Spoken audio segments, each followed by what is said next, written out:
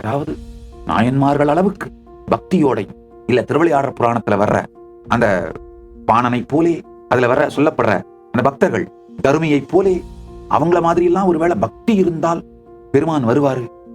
நம்மள மாதிரி ஆளுங்களுக்கு எங்க வருவாரு? இது இன்னொரு படி.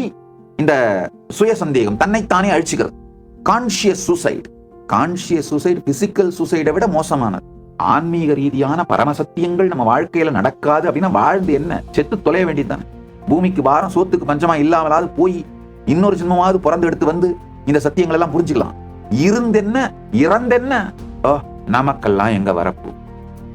அப்பருக்கு வந்தார், சுந்தரருக்கு வந்தார், தருமிக்கு வந்தார், பன்றிக்குட்டிக்கு பாலூட்டினார், நமக்கெல்லாம் எங்க வரப்போற அப்படின்னு சொல்றது பணிவில்ல, சுய சந்தேகம். அதனால நன்றாக புரிந்து கொள்ளுங்கள், இவை எல்லாமே பரமசக்தி. திருவிளையாடற் புராணமும் பெரிய புராணமும் பரமசத்தியம்.